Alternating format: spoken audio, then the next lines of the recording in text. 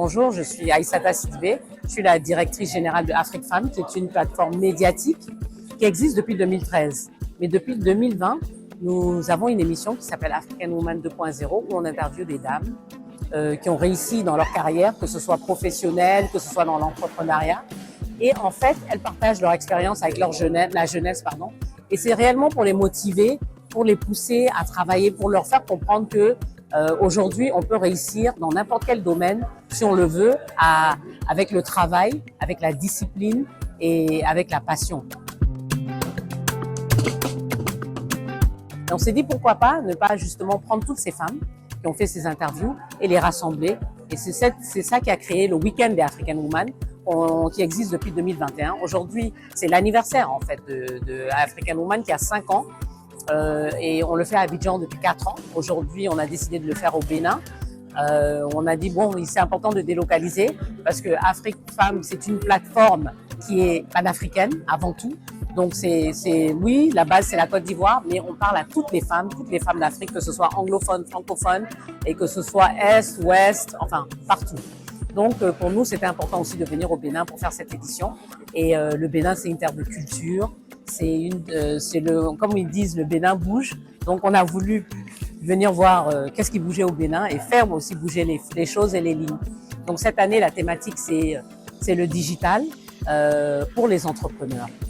Et c'est ce que nous faisons. Nous avons donc pas mal de choses sur l'événement cette année.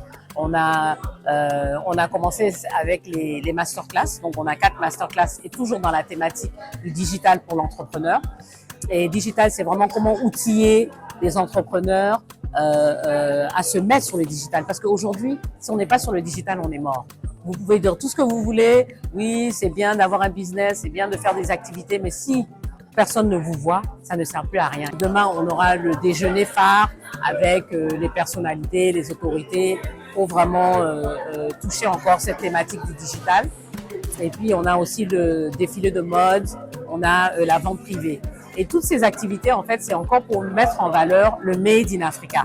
La raison aussi de faire cet événement, c'est vraiment de connecter l'Afrique. On n'est pas connecté, on n'est pas assez connecté.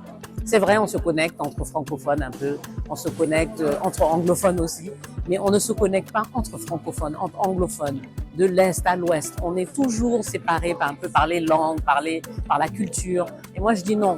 Si on veut, on fait plus de commerce avec l'extérieur, avec l'Occident, qu'on ne le fait entre Africains. Mais pourquoi? Donc pour moi, toutes ces questions-là, en fait, sont des choses qu'on aborde et c'est aussi, avec cet événement, on essaye de changer tout ça, de ramener les gens ensemble. Et quel moyen, si ce n'est ramener justement les femmes, parce que les femmes, elles communiquent, elles travaillent ensemble, voilà. Les femmes, toutes les femmes sont potentiellement futures African Woman 2.0. Hein. En fait, vraiment, c'est un concept, c'est-à-dire c'est vraiment juste pour cette femme qui se bat tous les jours, qui décide de braver tout, en fait, et d'aller à l'encontre de tout pour pouvoir réussir. Parce que, on le sait, ce n'est pas toujours facile, on n'a pas toujours tout à sa disposition, surtout en Afrique, le terrain est difficile, l'environnement est difficile.